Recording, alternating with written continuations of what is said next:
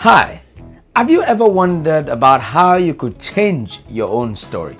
Perhaps before now, you have never really been very proud of your story.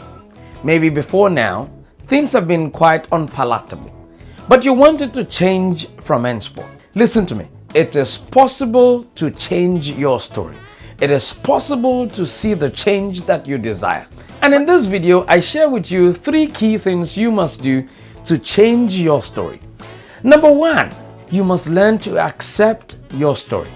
Many people do not like to accept their stories, and they ruminate and ruminate about how bad it is, about how bad their upbringing is, about how bad they couldn't afford things growing up, and how bad everything looks, and how much their life is in misery. And that's all they ruminate and talk about, and they wallow in self-pity, and it appears nothing ever will change about their life. Listen to me. The very first thing that you must do to change your story is to first of all accept it. Accept that yes, you probably had a bad upbringing. Accept that life was difficult. Accept that your parents probably did not take care of you the way it should be. Accept all of that.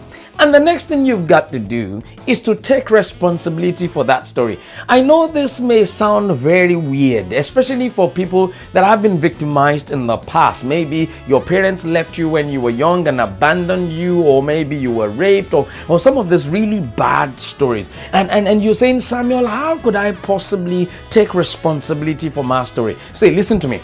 Until you take responsibility, it's impossible to change your story.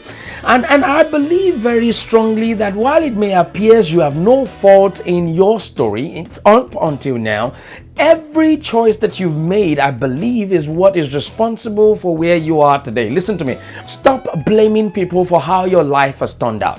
Many people have been blaming people since they were 20, and now they are 60, and they are still blaming people for how their lives have turned out.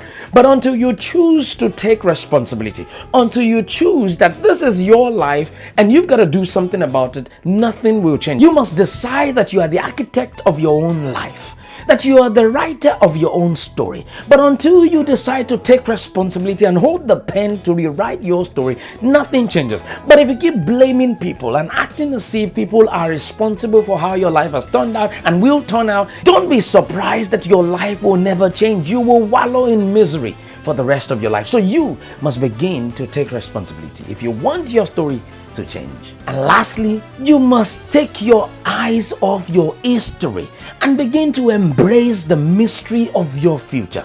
You heard me correctly. You must begin to think about things that are possible for you. You must begin to think about possibilities. Stop seeing yourself as a victim. Start seeing yourself as a victor. Stop seeing yourself with the eyes of the past. Start seeing yourself through the lens of the future. See, what God has in store for you is way bigger than your past. Your past has nothing to offer you anymore but history. But you must begin to embrace what the future holds. And I believe very strongly that Jesus did not die for your past. He died for your future. He died to redeem your purpose, died to redeem your future. But you must accept that your future is greater than your past. You must accept that you're a victor, you're an overcomer, and all that is your current story is a contributor to your glory. But you will never witness that glory until you realize that your story was necessary for the glory that God has ahead of you. Let me say that again. Your story was necessary for the glory that God has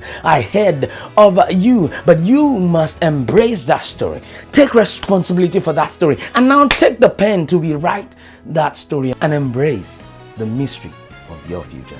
And that's what I've got for you today on this episode of MOTIVITALITY. I believe you have been inspired. If you have, kindly share this message with someone right away so they too can be blessed. And of course, I'd like to invite you to connect with me on my website, particularly if you're looking to invite me to any of your conference, your event, your church, your corporate organization, maybe to be able to do some of these things that I do with you and be able to take it more to a personal level.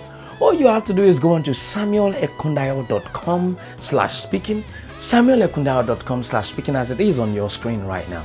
And you will find a link to a form there to book me for that next event of yours or to that organization. I look forward to receiving your booking. Thank you once again for watching. God bless you. Bye for now.